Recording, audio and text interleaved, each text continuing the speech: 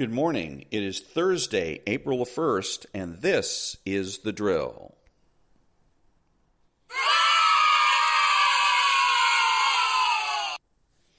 Okay, let's all bow our heads in prayer. Prepare to confront the enemy's tactics. My child, do not be ignorant of the devil's tactics. The devil is a schemer, and he sets traps or snares for my children. But I will give you the power to overcome all of his schemes. Fix your eyes upon me, for I am your sovereign Lord. Do not be deceived by Satan's lies. He was a murderer from the beginning, not holding to the truth, for he is a liar and the father of lies. Be aware that in these times there are some who will abandon the faith and follow deceiving spirits and things taught by demons. Follow closely after my word, for everything I created is good, and you should receive it with thanksgiving. Prayer declaration. Lord, arise in me and scatter your enemies. Cause my evil foes to flee before you. As wax melts before the fire, may Satan's evil schemes perish before you. You have given me your shield of victory, and your right hand sustains me. I pursued my enemies and overtook them. I did not turn back till they were destroyed. You are the God who avenges me and saves me from my enemies. Amen. And now let's go ahead and recite. Are we going to recite? No. So, when I come back, we have two segments on the show: The Left Can't Rule and The Freedom Foundation. All that when I come back.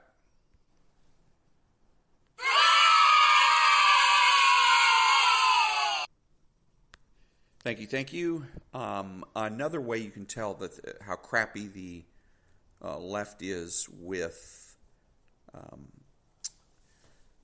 in terms of leading, being leaders and being in power, is to look at the disasters, the way that not only the failures in terms of they have ideas when they come into office, and they have plans and dreams and hopes and ambitions, and all of those seem to go to the wayside, and they never really ever get done.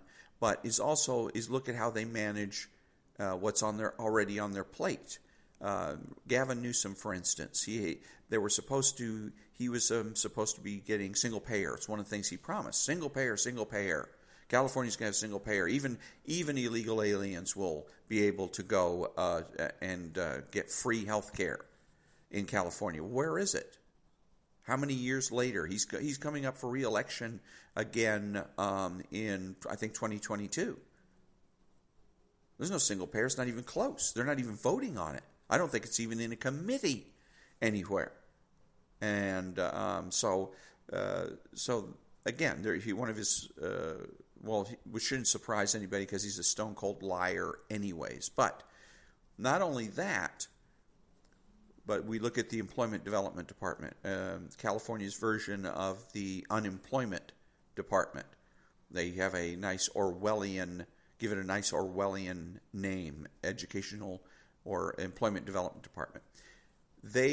When one of the disasters of his administration, big disasters, and one of the reasons he's being recalled, and it looks like he's going to be successfully, this is going to actually go on the ballot sometime in the near future, where they're going to, we're going to have to vote on this, is because of this disaster with the EDD. There are prisoners, people in state prison that were getting, or at least it was supposed to go to them, their names were being used to get these debit cards with EDD money on it.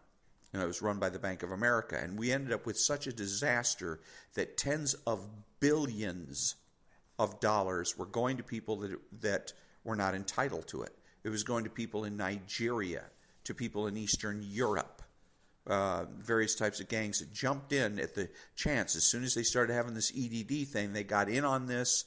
They stole the names, usually of prisoners, and started getting dozens of checks. In the meantime, people that were supposed to be getting checks, EDD checks, were not getting them because their accounts were frozen.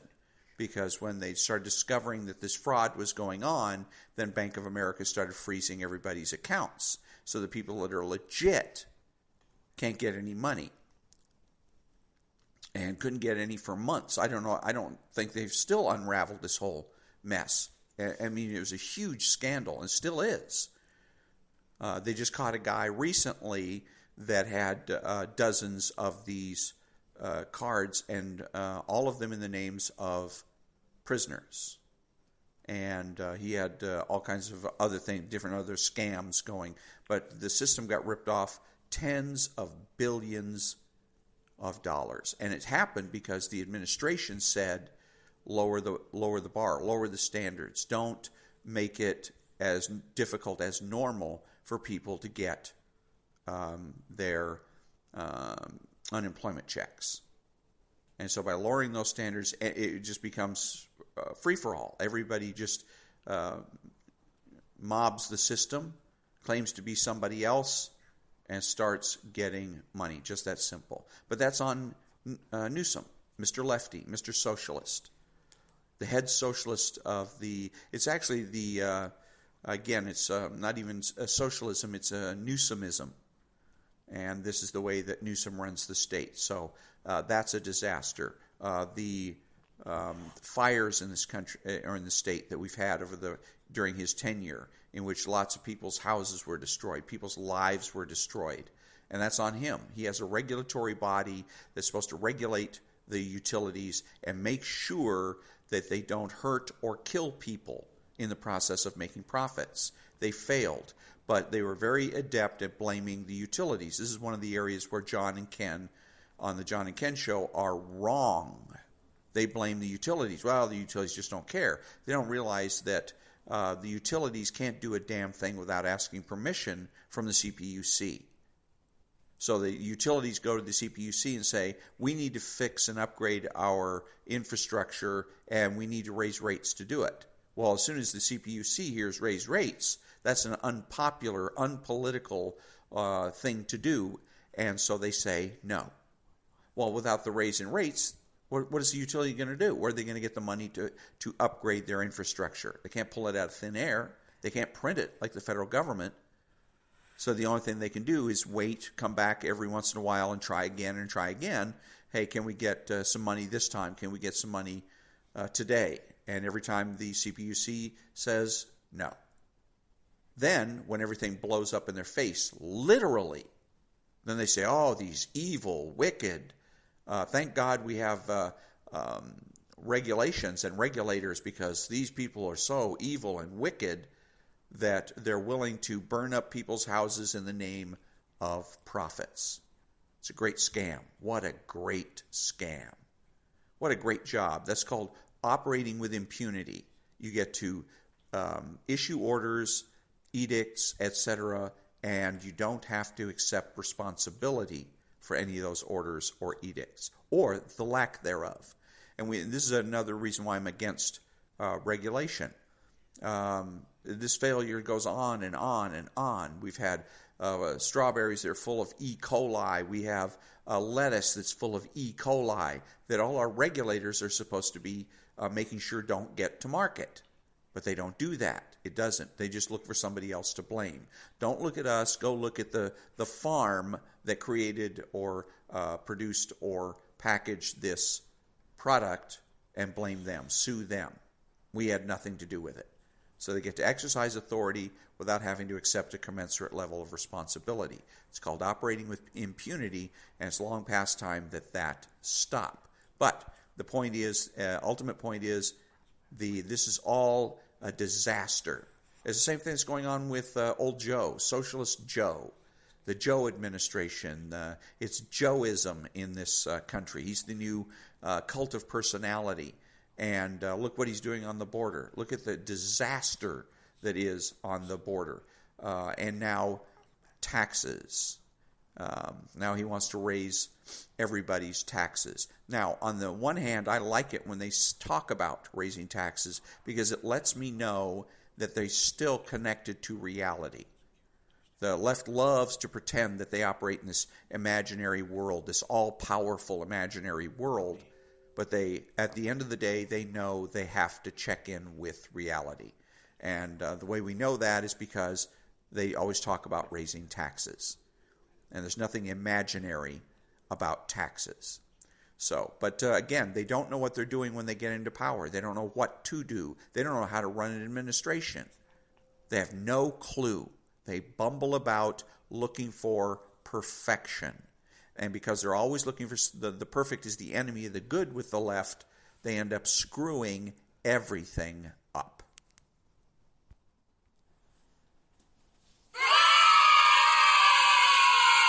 The Freedom Foundation.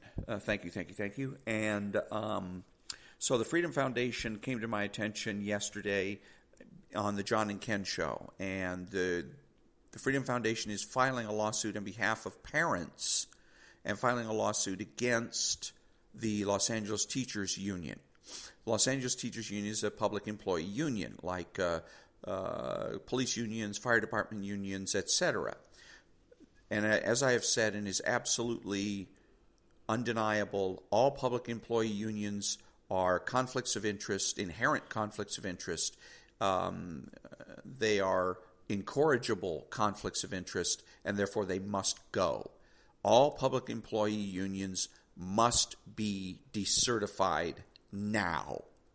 Now, what's going on in California is that the teachers' unions have been on strike, and they've been using the Alinsky model, by the way, of saying never let a good crisis go to waste. So what they're doing is they're asking for things, because basically they said we don't want to go back to the classrooms.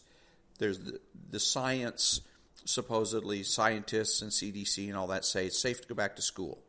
Kids can go back to school because the big losers in the lockdowns, in the Gavin Newsom lockdown, has been children. That's who's gotten hurt. That's who he has damaged the most.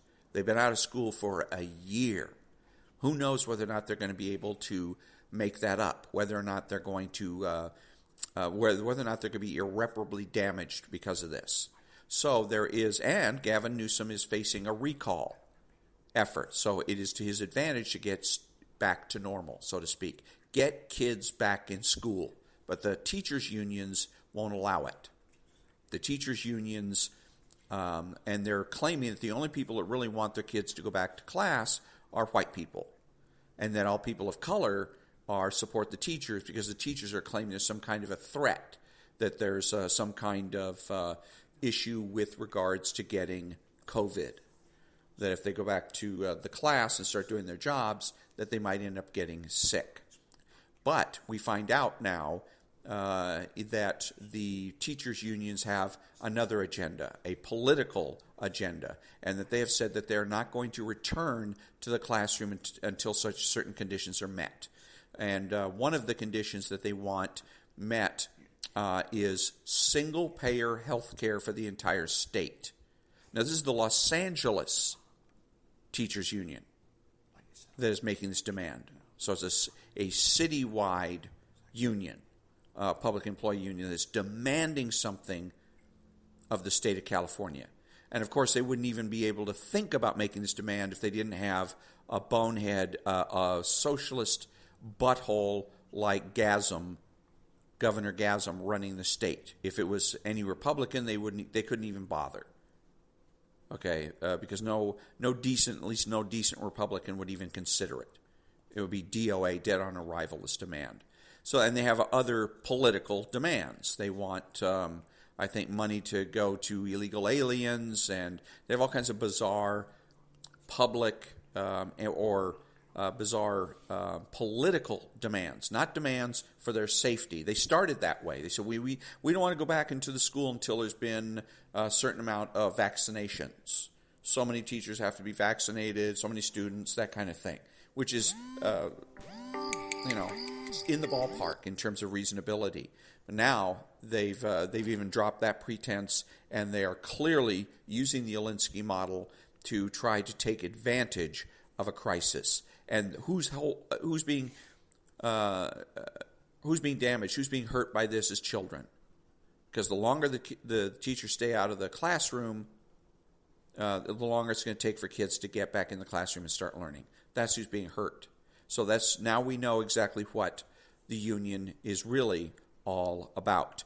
In any case, so the parents got together and they've got with the Freedom Foundation, and the Freedom Foundation is as they describe themselves, I'm going to go over this in a second, describe themselves as a think and action tank that operates throughout the United States. They have offices all over the place. And they're doing this free, the Freedom Foundation. And so my first thought was, okay, so is part of your mission to decertify public employee unions and do so around the country? Because I see an inherent conflict of interest here. If their job is to go out and sue unions, then they're only going to make money if public employee unions remain in existence. And public employee unions have to go now, yesterday. So let me read to you something from the internet, from their internet page about the Freedom Foundation. Our mission is to advance individual liberty, free enterprise, and limited accountable government. We have a vision of a day when opportunity, responsible self-governance, and free markets flourish in America because its citizens understand and defend the principles from which freedom is derived. We are a 501c3 nonprofit think and action tank with offices in Washington, Oregon, Ohio, Pennsylvania, and California. Founded in 1991 by Bob Williams and Lynn Harsh as the Evergreen Freedom Foundation. Today, we are a national leader in winning the fight for freedom at the state and local level. Today, the Freedom Foundation is working to reverse the stranglehold government unions have on our state and local policy making. There's no way to meaningfully expand freedom, opportunity, or prosperity unless we make collective bargaining in government more transparent and accountable to the public. BS. The way you do it is you get rid of the unions. If that's not part of your mission, then you're not worth supporting. So that's my little editorial there. Back to the website. Give government employees meaningful choices about whether to join and be represented by a union, and prohibit taxpayers' money from being unwillingly used to subsidize government unions and influence the political system. Freedom Foundation has the will and skill to take on those who attack our freedom. And then it goes on to say how we do it. I don't care how we do it. It's a worthless organization, and I recommend that nobody provided any type of support. It's got an inherent conflict of interest. The only way that the Freedom Foundation is going to stay together and be able to collect funds is if it's out suing unions. And the only way to sue unions is if those unions exist. Without the existence of those unions, the Freedom Foundation no longer has any reason to be, has no reason to exist. So they're interested actually in promoting something that is inherently has an inherent conflict of interest, and the conflict of interest is the core of corruption. Public employee unions are inherently corrupt, and the more corrupt organizations that we have in our country, the more corrupt our country is. They've got to go. And if the mission of the Freedom Foundation is not to destroy these unions, to get rid of them, they're a blight on this country, and if they don't want to get rid of this blight on our country, then they're the enemy. The Freedom Foundation is not an ally, like they're sort of obliquely trying to pretend that they are. They're not an ally to freedom. They're an enemy of freedom. They're simply trying to profit off of the word freedom. And no right-thinking conservative, no true conservative should allow themselves to be fooled.